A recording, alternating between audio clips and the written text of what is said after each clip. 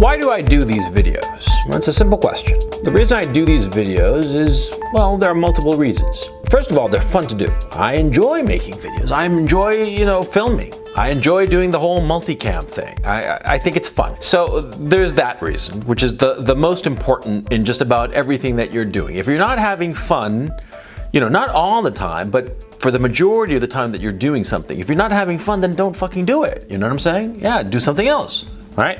Right. So on the one hand, it's fun for me to do. On the other, you see, as I've said before, I have small children. By the time my kids really need me, especially my son, really needs my advice, I'll either be a doddering old fool or I'll be dead. Because my kid is 3 and I'm 50, okay?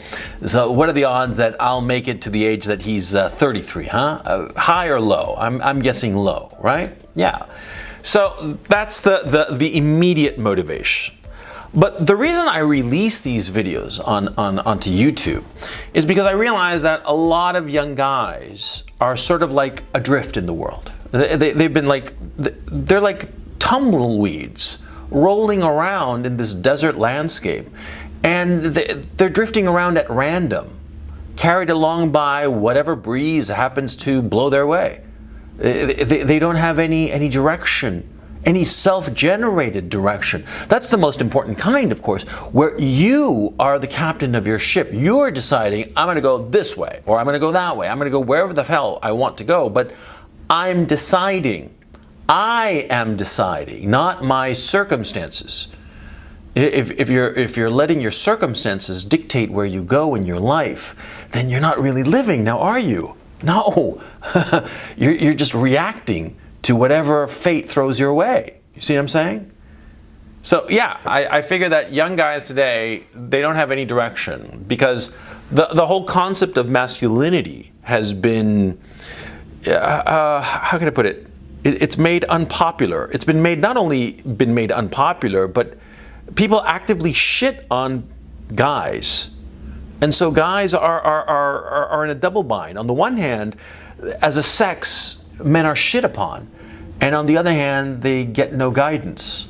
So they're drifting along with, they can't make heads or tails of their lives. And that seems to me grossly unfair. It is grossly unfair. And it's a problem, it seems to me. And I think that the real problems of this regime that we're currently living under, well, we're going to see the real effects, the real negative effects in the not too distant future. I think that the worst is yet to come, if you will. And one of the problems I have, or I've seen rather, let me phrase that, one of the problems I've seen is that a lot of young guys figure that, to be a man, they gotta say whatever the fuck is on their mind, and they gotta be their own man and be tough and project out into the world aggressiveness. They confuse being a man with being aggressive, being needlessly aggressive, being aggressive to the point of being obnoxious. And a lot of these guys who go out into the world striding as if they're, king shit of Turd Mountain, right? They're like, I'm a big man. They walk around like that, and they get into all kinds of scraps, and they arrogantly or foolishly insult and belittle people around them. They burn bridges. They burn bridges that they might need to cross at some date in the future. And they don't have the guidance, to realize that to needlessly antagonize people, to burn bridges, is the dumbest thing you could possibly do. It's the exact opposite of what it is to be a man.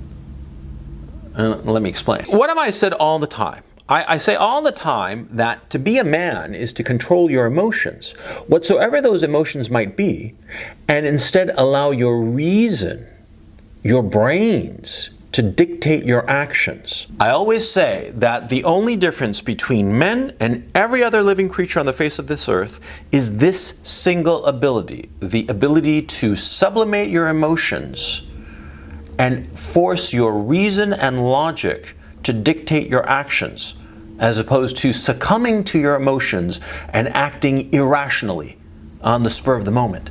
This ability to control the fight or flight response, to sublimate the fight or flight response and instead to use reason and logic to dictate your actions is the reason that we have the civilization that we do. We men are the only creatures on this earth that can do it. Every other creature on the face of this earth is ruled by their emotions. Even women are ruled by their emotions. And the obvious fact is, ask them how they're doing every 28 days, and you'll know. See, women are ruled by their emotions just like every other living creature. We men are the exception. Now, a lot of times in life, you're going to meet other men or women or whomever that you don't like for whatever reason. You think that this fellow over here, he's an idiot, or he's this, that, the other. It does not matter why you think so, but you do. And perhaps you're perfectly justified. Perhaps your appraisal of the perfect person is accurate. The person is an idiot. The person is a fool, or this, that, the other. It doesn't matter. What does a foolish man do? What does a man who is controlled by his emotions do when confronting a stupid person, a person who's just an idiot? You know what that man who is ruled by his emotions does? He tells the guy, you're an idiot. You're an idiot, a fool, a fucking retard. He burns a bridge. He deliberately burns a bridge. That's just stupid. It's not only stupid, it's succumbing to your emotions. Yeah. Because basically what's going on is that, see, you met some guy, some John Smith, right? And you met John Smith and you didn't like him for whatever reason, be they justified or not. And you decided that, fuck it. I'm going to tell him, I'm going to give him a piece of my mind. I'm going to tell him what I truly think. I'm going to tell him what probably nobody else is telling him. I'm going to tell him that he's a fucking idiot. I'm going to say it right to his face. I'm going to burn that bridge to the ground, motherfucker. Yeah, he's going to know my name. He's going to know that I'm a tough motherfucker, that I can tell it like it is. I can tell the truth to people. I'm so cool. I'm so tough. I'm such a manly man. No, you're not a manly man. You're a fucking imbecile. Because now John Smith, after you told him off, told him what a fool he was, blah, blah, blah, now John Smith hates your guts. Before, if you'd kept your mouth shut, what would have happened with John Smith? You would have interacted with him some more, and then you would have just peeled off and gone on your merry way insofar as your life is concerned. And maybe John Smith would have thought, oh, I didn't like the guy that much, but he wouldn't have thought much of you, right? I mean, one way or the other, a negative or positive, right? But by you telling off John Smith, what's happened? Now you've earned John Smith's enmity. Now he hates your guts. You burned that bridge with John Smith. For what? What purpose? I mean, please tell me. Was there a purpose for you burning that bridge with John Smith? Because what happens if you need to go back to John Smith, go back to that bridge and ask John Smith for help? What happens then, you fucking retard, huh? This happens all the time. It happens all the time. These guys, and most of us have been this guy, these guys who act like all tough, who say, oh, I'm going to tell him, I'm going to give him a piece of my mind, I'm going to tell him what's what, I'm going to tell him to his face that he's an asshole, he's an idiot, he's this, that, the other. Yeah, right, you tell it to his face, and you made an enemy out of the guy, now didn't you? He's an enemy, and he ain't going to help you on the way back, now is he? When you need to recross that bridge that you just burned. It's not going to happen. Now, here comes the tricky part. Sometimes you need to burn a bridge. You need to tell off John Smith. You may have to make it clear that you think that John Smith is an asshole or an idiot or this, that, the other. You got to make it clear sometimes. But you have to know why you're making it clear. See, a lot of times what happens and what's going on is that in order to find allies, you have to define who your enemies are. It's a simple fact of human nature. A lot of times people understand who you are and where you fit in society by the enemies that you keep, by the people whom you tell off, by the bridges you burn. Sometimes you actually have to burn a bridge, even when you might actually like somebody. But it's necessary for you so that you can ally yourself to other people who will help you achieve your goals. Because that's life. Rarely can a single man achieve his goals in life. More often than not, he needs assistance. He needs allies. He needs friends. Friends who can help him. Friends who can give him the assistance that he will need to achieve his goals. And sometimes the friends that you need to achieve these goals are not people that you particularly care for. And sometimes the enemies that you have to make in order to define yourself, in order to find these allies, are actually people that you might enjoy, whose company you might enjoy, whom you might actually like. But this is the trade-off you have to make as a man. This is the trade-off. You have to realize that what you want out of life, your interests, your objectives, what have you, sometimes you have to sacrifice potential friendships with people in order to ally yourself with others. It seems so, I don't know, how can I put this? It seems so unfair that sometimes you have to burn a bridge in order to make friends with other guys who are on the other side of that bridge, you know? But that happens all the time. You're going to find yourself a lot of times that you have to burn a bridge and make an enemy so that your potential allies can realize that you're on the same side of the river as they are. The Spanish conquistador Hernán Cortés famously burned his ships when he got to the New World. Now, he burned his ships because he thought that by burning the ships, he would make his men work harder in order to reach El Dorado.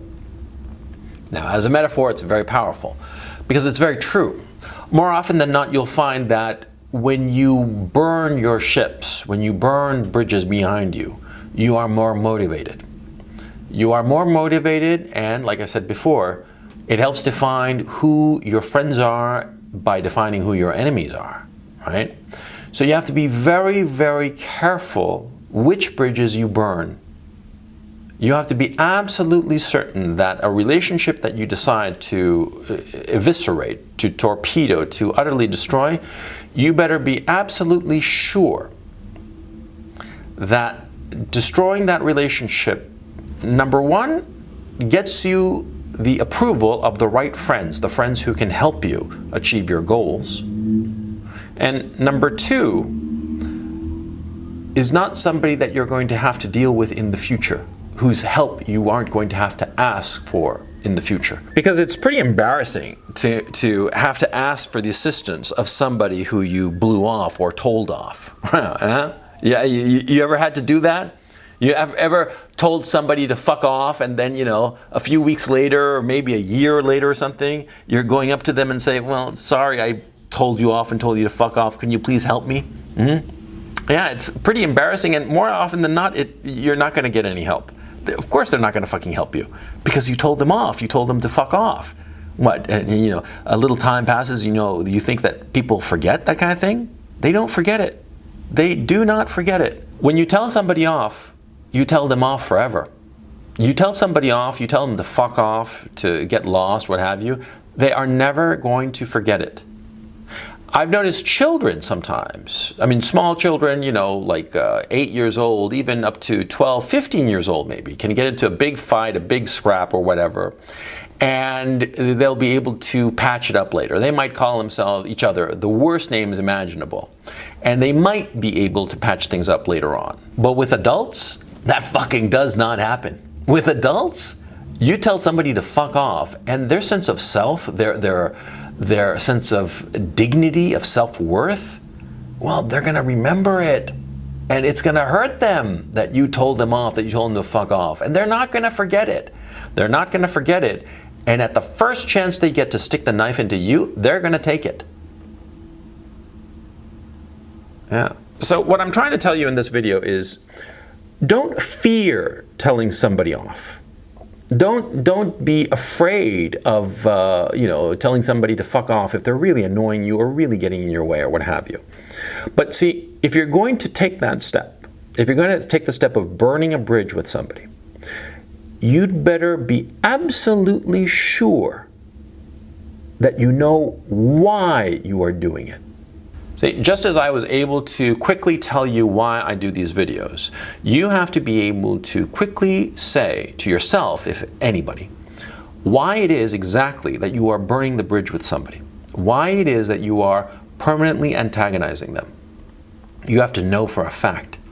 You have to be perfectly self-aware.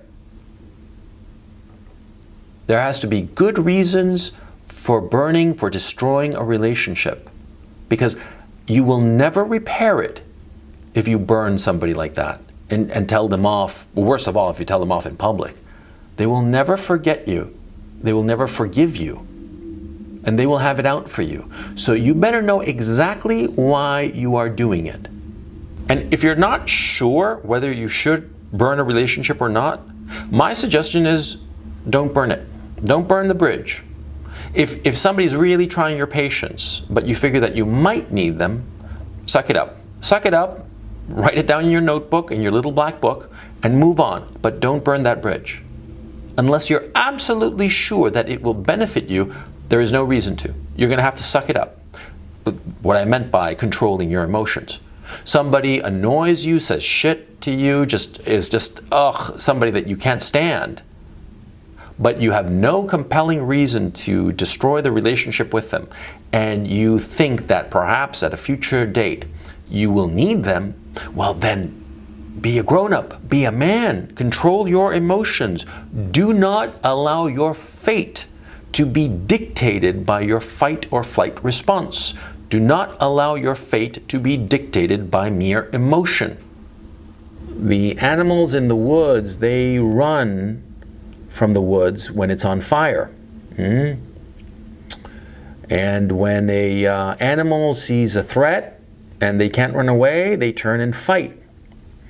But you as a man have the ability to control that fight or flight response, this sacred and blessed ability to control it and allow your reason and logic and knowledge to dictate your actions. Don't be fool enough to make enemies for no good reason. Don't be afraid to make enemies, but know why you are making enemies.